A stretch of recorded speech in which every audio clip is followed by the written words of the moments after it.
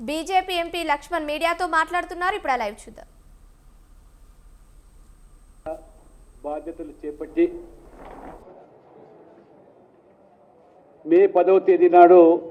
తెలంగాణకు హైదరాబాద్లో అడుగు పెట్టడము యావత్తు తెలంగాణ ప్రజానికమంతా కూడా ఇవాళ వారికి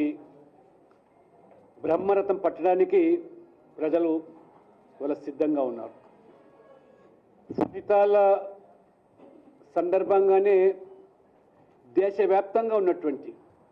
తెలంగాణలో కూడా అనేక మంది మేధావులు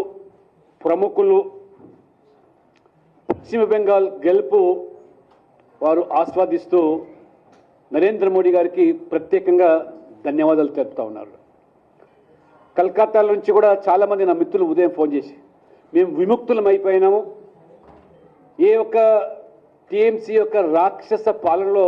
బందీలుగా మారాము, వారి అరాచకాలు దౌర్జన్యము అవినీతి ఏ రకంగా చొరబాటుదారులను వలసదారులను ప్రోత్సహించి కేవలం ఓటు బ్యాంకు రాజకీయాలకు పాల్పడ్డారో ఇవాళ ప్రజలు ప్రజాస్వామ్యాన్ని గెలిపించారు. ప్రధానంగా ఈ 5 రాష్ట్రాల ఎన్నికల్లో విశ్లేషిస్తే నరేంద్ర మోడీ ప్రభుత్వము ఏ అభివృద్ధి ఎజెండాతో 12 సంవత్సరాలుగా ఈ దేశంలో వారు పరిపాలన కొనసాగిస్తున్నారో, బీజేపీ పాలిత రాష్ట్రాల్లో కూడా అభివృద్ధికి పెద్దపీట వేసి అభివృద్ధి విషయంలో కానీ పేదల సంక్షేమ పథకాలు అమలు చేసే విషయంలో కానీ ఎక్కడ కూడా భేదాలు లేకుండా తేడాలు లేకుండా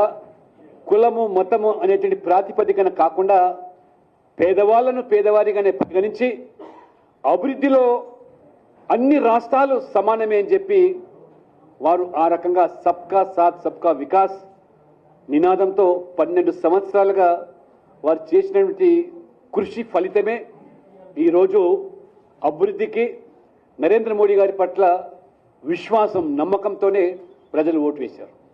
एक और विकास और दूसरी ओर मोदी जी का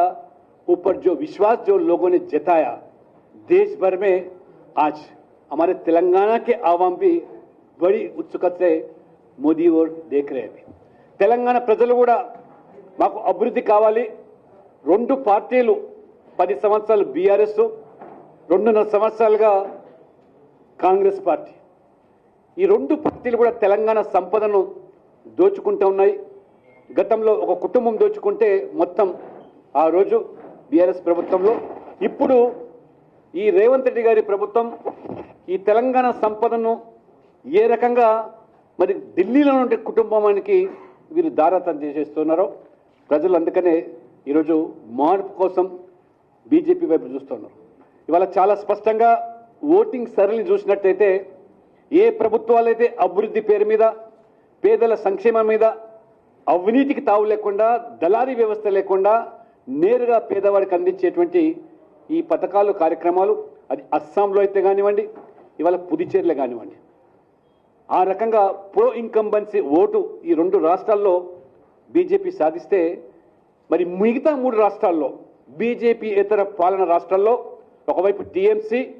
మరోవైపు డిఎంకే, మరోవైపు లెఫ్ట్ ఫ్రంట్, ఈ 3 పార్టీలు కూడా మూట కట్టుకున్నటువంటి అప్రతిష్ట పాలు అవినీతి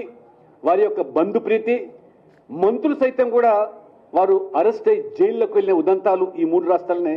బాహాటంగా చూశారు. అందుకనే ఇవాళ ప్రజలు ఎన్ని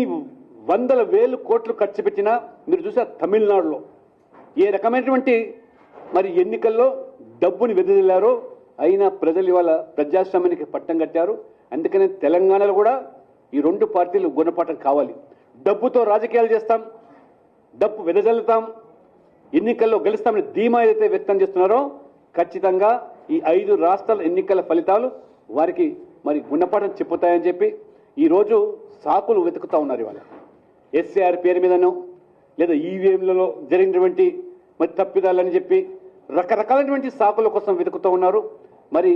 మొన్న పార్లమెంటు ప్రత్యేక సమావేశంలో ఏ రకంగా మహిళా బిల్లును అడ్డుకుంటే ఇవాళ మహిళలు మొత్తం కాకుండా యువత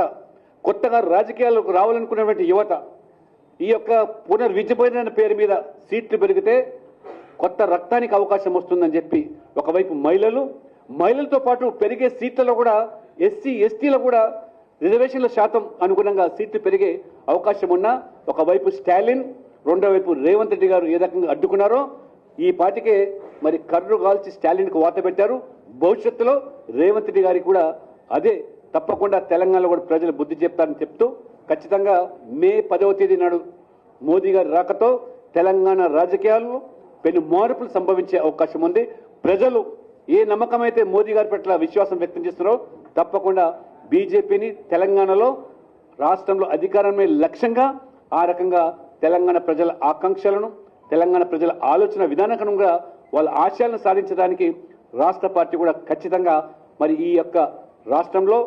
బీజేపీని అధికారం తీసుకొచ్చి నరేంద్ర మోడీ గారికి కానుకగా ఇస్తామనేటువంటిది నమ్మకంతో వాళ్ళ రామచంద్ర గారి నేతృత్వంలో ఖచ్చితంగా వారి మొదటి రాక మోదీ గారు 3 సార్లు ప్రధానమంత్రి అయిన తర్వాత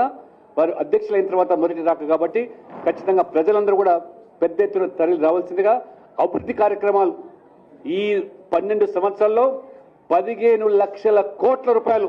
తెలంగాణ కోసం మాత్రమే ఇవాళ నిధులు కల్పించి రైల్వే కానీ, నేషనల్ హైవే కానీ అనేకమైన ప్రాజెక్టులు, all India institute of medical science మొదలుకుంటే గిరిజన విశ్వవిద్యాలయం ఇలాంటి మరి అనేకమైన అభివృద్ధి కార్యక్రమాలు పెద్దపీట వేసిన మోదీ గారి పట్ల ప్రజలు ఈరోజు సానుకూలత వ్యక్తమవుతుంది. కాబట్టి ప్రజలు కూడా మీరు ఆశీర్వదించాలని చెప్పి ఈ సందర్భంగా నేను కోరుతా ఉన్నాను.